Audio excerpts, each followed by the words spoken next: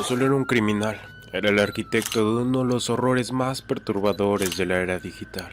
Desde los barrios pobres de Filipinas hasta la profunda oscuridad de la dark web, Scully construyó un imperio de abuso. Entre sus víctimas, Daisy, una bebé de 18 meses, torturada frente a la cámara para el disfrute de miles. No fue un caso aislado, fue un negocio cuidadosamente diseñado, hecho para sobrevivir en las sombras. Scully no solo cruzó una línea, la borró por completo. Esta es la historia de Peter Scully. Peter Grant Scully nació en Melbourne, Australia, en 1963. Desde joven, mostró un gran carisma y habilidad para manipular a quienes lo rodeaban.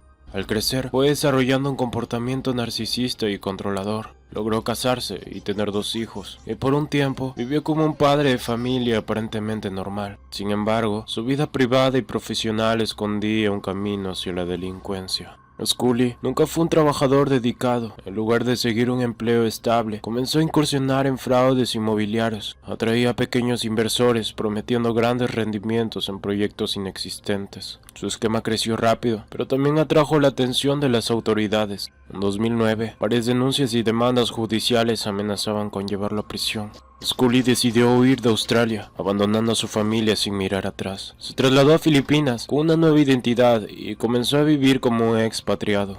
Al principio, se limitó a cometer estafas menores, engañando a mujeres a través de citas en línea. Los convencía de que él era un empresario extranjero en busca del amor y las obligaba a trabajar para él. Pero estas primeras víctimas no fueron suficientes.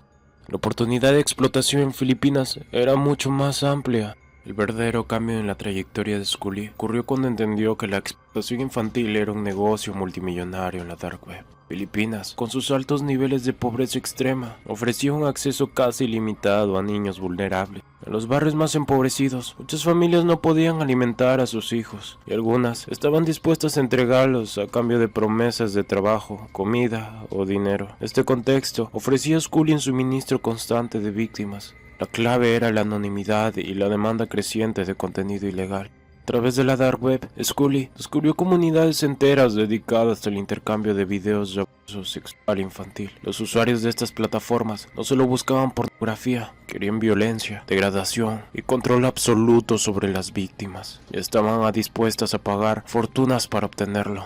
Aquí es donde Scully vio su oportunidad. Contenido más brutal tenía el mayor valor en el mercado clandestino. Los videos que mostraba agresiones físicas y psicológicas extremas podían costar varios miles de dólares por minuto.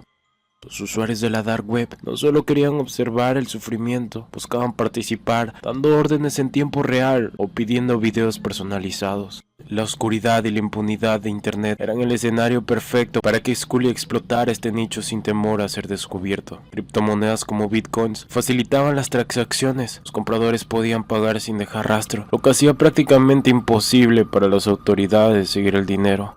Cada dólar ganado en la dark web aumentaba su confianza. Pronto se dio cuenta de que no tenía que preocuparse por fronteras ni regulaciones. Siempre que pudiera ocultarse bien, su negocio seguiría creciendo sin interrupciones.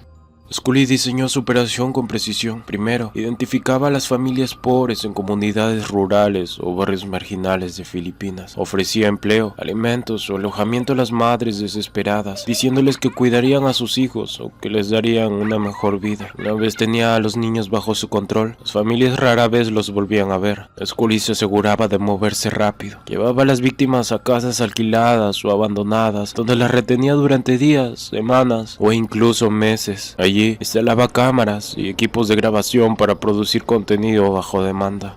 Su modelo se basaba en cumplir con los deseos específicos de sus clientes. A veces grababa videos preproducidos de abusos violentos. En otras ocasiones, organizaba transmisiones en vivo, donde los compradores podían dar instrucciones en tiempo real. El dolor de las víctimas era solo un producto más que Scully ofrecía al mercado. Si los compradores pedían que la víctima sobreviviera, Scully las mantenía como prisioneras para futuras grabaciones. Si pedían la muerte, simplemente las eliminaba y enterraba el cuerpo en el lugar más cercano. La oscuridad de su negocio no tenían límites. Scully sabía que las víctimas no eran solo los objetos de consumo para sus clientes, sino una herramienta para obtener poder y dinero. Además, descubrió que podía manipular a algunas mujeres que estaban bajo su control para que le ayudaran a traer más niños. Estas mujeres, muchas de las cuales habían sido también víctimas de abuso, se convirtieron en cómplices por miedo o por dependencia emocional. Así, Scully creó un círculo de explotación que se alimentaba a sí mismo. Con su nueva red en marcha, su operación comenzó a crecer. Videos como Daisy's Destructions no eran excepciones, sino parte de un catálogo más amplio. Cada archivo que producía aumentaba su reputación dentro de la dark web y atraía más clientes dispuestos a pagar sumas exorbitantes. El control que tenía sobre sus víctimas y sobre sus cómplices era absoluto. Scully no solo había encontrado un mercado lucrativo, había descubierto que el sufrimiento humano era una industria rentable, una en la que no había reglas, límites ni remordimientos. En 2011, Peter Scully lanzó No Limits Phones, una plataforma en la dark web que vendía videos de abuso infantil. Este contenido no solo era ilegal, era extremo, brutal y dirigido a los nichos más oscuros de internet. Aunque Daisy's Destructions se convirtió en el video más conocido de Scully, no fue el único. La producción de videos violentos era constante entre las víctimas jóvenes. Además de Daisy, estuvo Cindy, una pequeña de 11 años cuyo cuerpo fue encontrado enterrado en una de las casas utilizadas por Scully. Cindy había sido grabada durante varios días hasta que los compradores exigieron su muerte. El catálogo de NLF, No Limits Phones, contenía múltiples archivos similares, algunos de los cuales aún circulan en las redes clandestinas.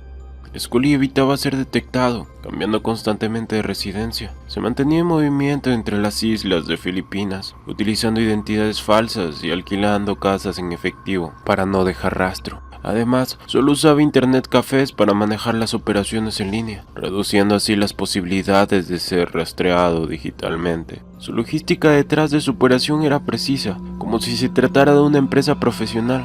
Su capacidad para operar sin ser detectado durante tanto tiempo reflejaba una mezcla de astucia y falta de supervisión adecuada en las zonas más empobrecidas. Mientras más videos producía, más crecía la demanda. El horror se convirtió en su negocio principal. Sus clientes estaban dispuestos a pagar lo que fuera necesario. Cada nuevo video era un producto que aumentaba su estatus en la comunidad clandestina. La red de Scully se alimentaba de víctimas, cómplices y compradores, creando un ecosistema de sufrimiento perpetuo. Su habilidad para manipular, su frialdad y la eficiencia de su modelo empresarial convirtieron en uno de los delincuentes más peligrosos del mundo. Scully había encontrado una forma rentable de comercializar el dolor sin límites ni escrúpulos, y lo hizo durante años, antes de que finalmente lo alcanzaran las autoridades. 2015, la carrera criminal de Peter Scully llegó a su fin, pero no sin antes pasar por una intensa persecución.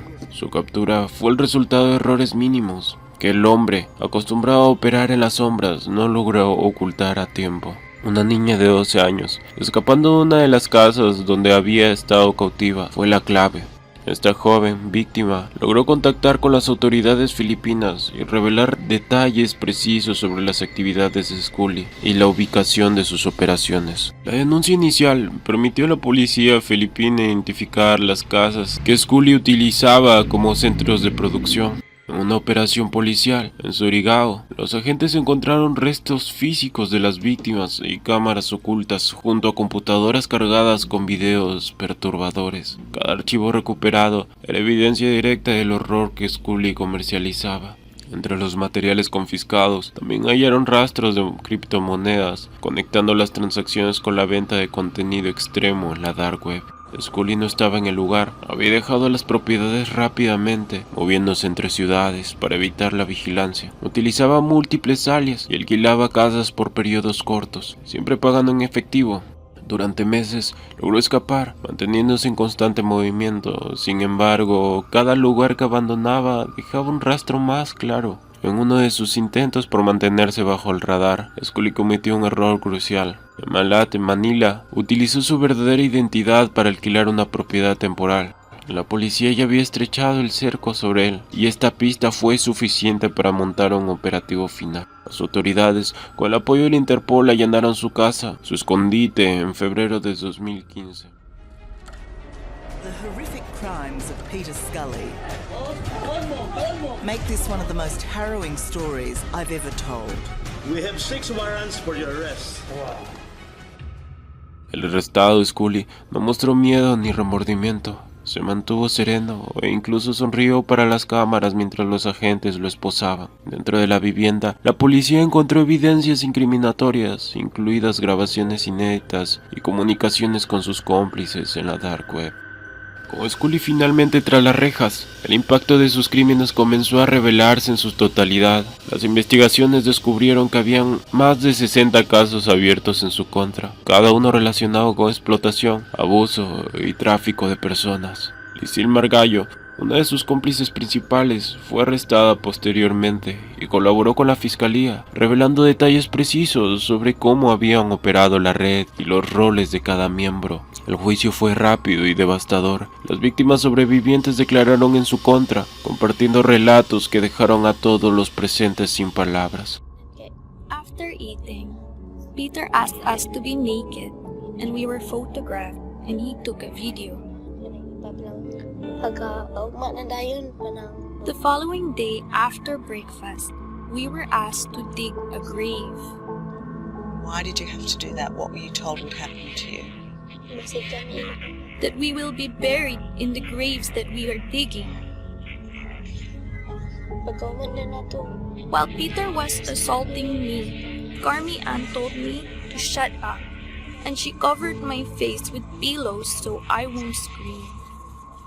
Las pruebas visuales y digitales eran tan abrumadoras que los jueces ordenaron sesiones privadas para revisar el contenido más sensible. En 2018, Scully fue condenado a cadena perpetua, sin posibilidad a libertad condicional, y Margallo, su cómplice, recibió una sentencia de 126 años. Aunque Scully fue capturado, los videos que produjo siguen circulando en la dark web. Las plataformas cambian, pero la demanda de este tipo de contenido no desaparece. La maquinaria que él ayudó a construir no ha dejado de operar. Las víctimas rescatadas intentan reconstruir sus vidas, pero las cicatrices físicas y emocionales permanecen. La caída de Scully mostró que, aunque un hombre puede ser detenido, la red de explotación sigue viva, esperando a su próximo líder. Este capítulo concluye la persecución de Scully, mostrando cómo la combinación de errores humanos, presión policial e investigación internacional logró desmantelar parte de su operación, pero el mensaje final es claro: la captura del monstruo no significó el fin del horror.